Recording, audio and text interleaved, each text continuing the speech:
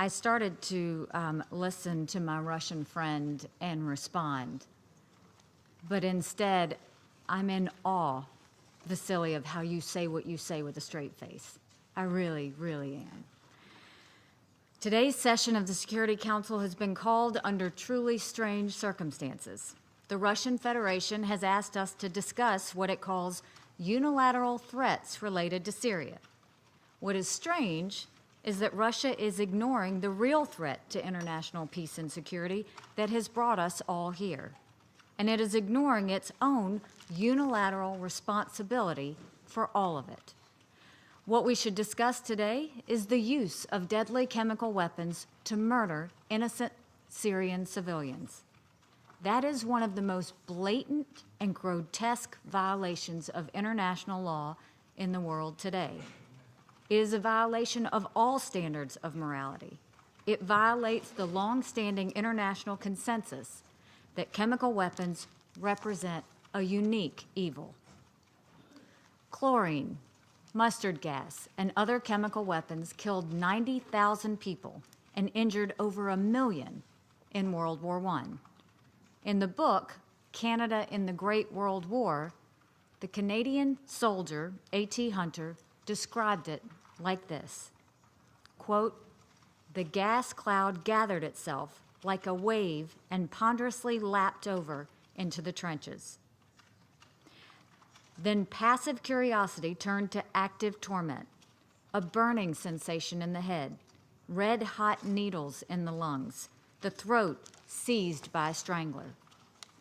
Many fell and died on the spot, the others gasping, stumbling, with faces contorted, hands wildly gesticulating and uttering hoarse cries of pain, fled madly through the villages and farms and through the city itself, carrying panic to the remnants of the civilian population and filling the roads with fugitives of both sexes and all ages."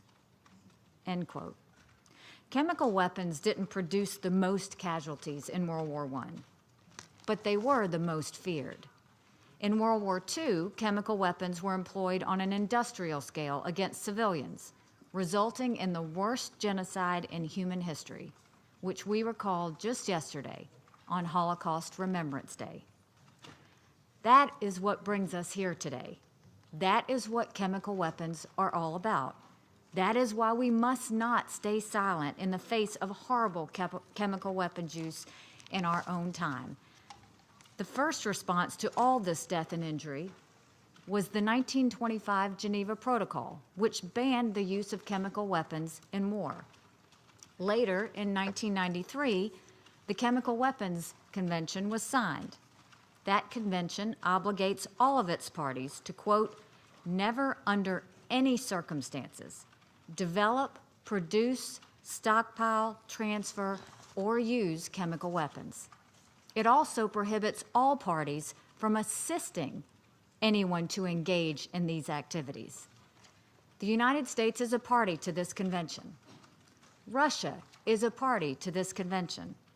Every country that is a member of the United Nations Security Council is a party to this convention. Even the Assad regime has pledged to abide by the convention. So in theory, all of us agree on the core principle at stake today. No country can be allowed to use chemical weapons with impunity.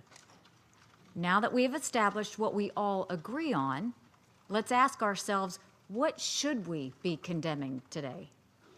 We should be discussing the actions that really brought us to this moment in time. We should not be condemning the country or group of countries that might actually have the courage to stand up in defense of our common principle, the principle against the use of chemical weapons. Instead, we should be condemning the country that unilaterally has stopped the Security Council from upholding this principle. Who is it on the Council that most exhibits unilateralism when it comes to chemical weapons? It is Russia alone that has stopped at nothing to defend the Syrian regime's multiple uses of chemical weapons. It is Russia alone that killed the joint investigative mechanism which allowed the world to ensure accountability for chemical weapons use in Syria. It is Russia alone that used its veto 6 times to prevent the condemnation of Assad's use of chemical weapons. It is Russia alone that used its veto 12 times to protect the Assad regime. And to make matters worse, it is Russia alone that had agreed to be the guarantor of the removal of all chemical weapons in Syria. If Russia had lived up to its commitment, there would be no chemical weapons in Syria, and we would not be here today. That is the Russian record of unilateralism. It is a record that has led to the trashing of all international standards against the use of chemical weapons. This meeting should not be about the so-called unilateral threats. It should be about the multiple actions Russia has taken to bring us to this point. Our president has not yet made a decision about possible actions in Syria. But should the United States and our allies decide to act in Syria, it will be in defense of a principle on which we all agree. It will be in defense of a bedrock international norm that benefits all nations. Let's be clear. Assad's most recent use of poison gas against the people of Douma was not his first, second, third, or even 49th use of chemical weapons. The United States estimates that Assad has used chemical weapons in the Syrian war at least 50 times. Public estimates are as high as 200. In the weeks after Assad's sarin gas attack last April that killed nearly 100 people, including many children, the regime used chlorine gas at least once and possibly as many as 3 times in the same area. Last November, just as the Joint Investigative Mechanism mandate expired, the regime attacked its people with sarin again in the Damascus suburbs. In January, Assad used at least 4 chlorine-filled rockets in Douma, and then he struck again last weekend. And thanks to Russia, there was no UN body to determine blame. But we know who did this. Our allies know who did this. Russia can complain all it wants about fake news, but no one is buying its lies and its cover-ups. Russia was supposed to guarantee that Assad wouldn't use chemical weapons, and Russia did the opposite.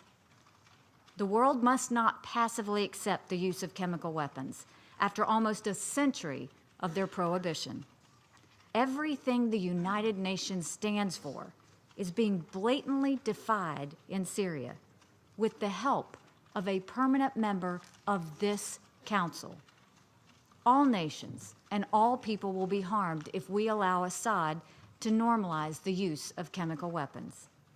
It is those who act to violate the prohibition of chemical weapons who deserve our condemnation. Those who act to defend it deserve our support. The United States and our allies will continue to stand up for truth, accountability, justice, and an end to the